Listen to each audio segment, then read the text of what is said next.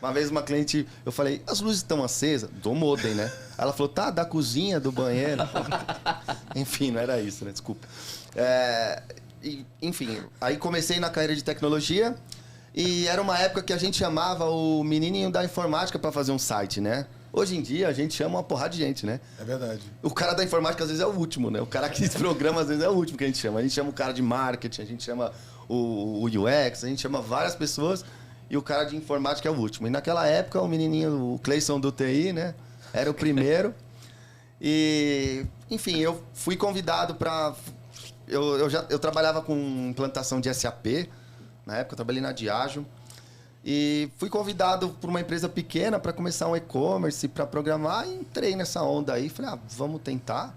Na época do ASP, raiz. Cara, raiz. Nem era .NET. Isso é raiz. E não era .NET, era o ASP. O ASP. E, bom, fiz uma loja em ASP e começamos a vender. Só que aí, como a empresa era muito pequena, né? Você começa a fazer de um Como é que era o tudo. nome da empresa? Bazar Horizonte. Bazar Horizonte. E desculpa, só pra... Que ano que era isso, mais ou menos? 2005, mais ou menos, 2006, se eu não me engano. Caramba. Visionário. Por aí. E era uma época que a gente não tinha tanta informação de e-commerce, assim, né? Tinha, obviamente, nós não estamos falando de Tempo da Pedra, né? Tinha, mas os players eram poucos, os players grandes, né? E no ramo de artesanato, assim, a história do fundador lá do e-commerce é que ele assistiu Pequenas Empresas, Grandes Negócios e tinha um armarinho.com, um cara que dominava o mercado, ele era o único na internet. Que era um e-commerce de artesanato, né? Pra deixar claro que era um e-commerce de artesanato. Então, você imagina o desafio, né? Vender uma agulha de costura, entregar via correio naquela época e tudo mais. E eu fui enxergando uma oportunidade de, além de eu ser o carinha do TI, o carinha que fazia manutenção ali no back-end, no front também, que nem tinha essa separação direito, né? Tão declarada, né? Eu comecei a enxergar a oportunidade de, acho que esse negócio é legal, acho que tem um crescimento bacana, acho que vale a pena eu me aprofundar. E eu fui estudar marketing e o dono também foi enxergando essa minha vontade de... E tudo que eu falava era lei, assim, né? Era uma empresa familiar. O cara da informática. O dono da empresa era uma empresa familiar, o dono bem tradicional, bem de uma outra geração. A loja já era uma loja de bairro há, sei lá, uns 20 anos. Então, era muito tradicional, mas ele foi dando pista, outras coisas, sabe, né? Aquela barreira de você vencer cultura. Uma loja de bairro que o cara se inspirou no Pequenas Empresas, Grandes Negócios e foi virar um e-commerce de artesanato. Exatamente. E a loja física, ela ia desde papelaria, material escolar, e entrava um pouquinho em armarinho, que é artesanato, crochê, tricô, insumos para o artesão trabalhar, né? Não produtos prontos, né, de artesanato. E eu fui enxergando a oportunidade, aí comecei a atender o telefone, comecei a separar uns pedidos, pôr no meu carro, levar no correio. Fui encontrando a oportunidade e fui indo. E eu fui entendendo que talvez eu falava, caramba, eu acho que eu não fico só na programação aqui, acho que tem oportunidade. E ele foi me dando pista e a loja foi crescendo, enfim, a loja foi crescendo. Daqui a pouco eles utilizavam as balconistas da loja para separar os pedidos no começo. Depois a gente precisou mudar de lugar e contratou pessoas só para separar pedido. O negócio foi acontecendo. Quanto tempo você ficou lá? 10 anos. 10 anos. Em 10 anos a empresa foi de quanto para quanto? Ela foi... vou falar assim de tamanho, tá? De colaboradores, ela começou de 3, né? Que a gente dividia numa mesa em L, eu e os 2 filhos do dono. Hoje ela tem 120 funcionários, mais ou menos. Caramba. Ela é uma das líderes do segmento de artesanato. Bazarhorizonte.com.br. Pode dar uma olhada lá, é fera. Eu queria fazer só um parênteses que eu acho sensacional. O cara começou, né?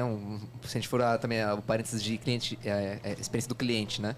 O cara, ele olhou, né, pro mercado, viu que tinha um gap ali que ninguém vendia online. Artesanato para um público que normalmente é a pessoa mais alta, né? Numa época que ninguém vendia online.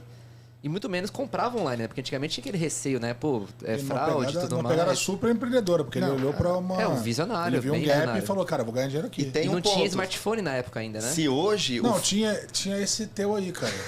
Tinha esse... Não combina, Tinha, não combina, não combina. Tinha esse... Como é que é esse negócio que você tem Esse aí? aqui É um BlackBerry. É o Palm... iPhone. Não, não faz Palm isso com o Top? pessoal que tá assistindo, não. É um BlackBerry, mostra. será? Não, Olha, já, o pessoal já não, conhece, o vergonha, pessoal é. tá acostumado já. Ih, O que pessoal vergonha. Isso é louco, tá Negócio- Tinha isso, gente. Na época tinha isso. Era isso que tinha. E assim, pensa assim, se hoje o frete, o transporte aqui no Brasil, a logística é um ofensor terrível, né? Imagina lá na época, né? Onde tinham menos empresas, soluções até de tecnologia que facilitam. Então, foi desafiador, assim, você pegar e vender agulhinha de costura via correio, Crochê, né? agulha de tricô, crochê, foi... ele foi bem maluco, assim, mas deu certo. 10 anos ali criaram a tua fundação, que hoje você está na Sul América como líder de experiência. Isso, hoje eu sou coordenador de CX na Sul América. Nunca tinha sido CX, né? Desde a primeira vez que entrei na Sul América, mas acho que esse meu conhecimento generalista, essa minha veia empreendedora, eu acho que me trouxe até aqui, assim. Acho que me trouxe os skills para isso. Mas olha só o ponto que eu sempre discuto aqui. Tem as questões de Hard skill. treinamentos, hard skill e a vivência. Cara, você ir a campo, fazer a entrega, entender ali o comportamento do cliente, ligar, atender telefones. Cara, isso aqui você está entendendo o comportamento, a experiência do cliente, está trazendo ele na centralidade, se preocupando com o frete. Então, de certa forma, você já executava as funções de um CX declarado, porém não tinha o nome das siglas. Exato. E isso estava claro na tua cabeça? Porque assim, realmente o que o Rafa tá falando para mim parece um... Quando ouvindo você falar, puta, eu ia lá entregar e tal. A gente recebeu aqui o Gui Cavalcante falando, cara, ele tem uma empresa de car sharing e ele ia entregar o carro para saber como é que era a experiência do cara de receber o carro.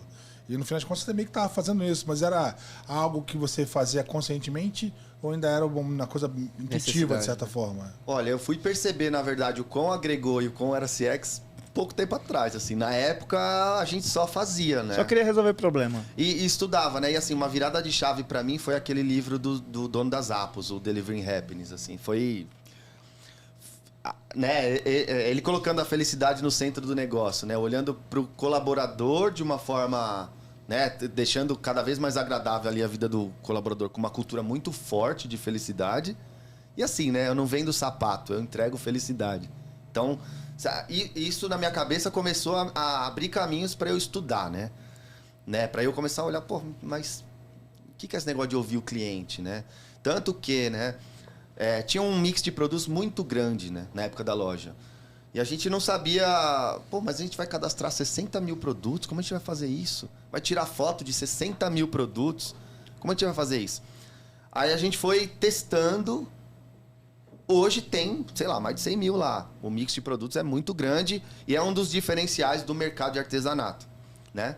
Com a China entrando, testando tudo segmento. mais. Testando segmento. A gente apostava muito que tricô e crochê era coisa de idoso, né? Coisa de uma faixa etária. Depois, no decorrer do tempo, ouvindo o cliente, ouvindo as histórias, a gente foi entender que não. Que esse cenário mudou. Obviamente que tem uma grande parcela, mas não era o público-alvo. E de fato, mesmo que seja... Quem compra não é o idoso. Exato.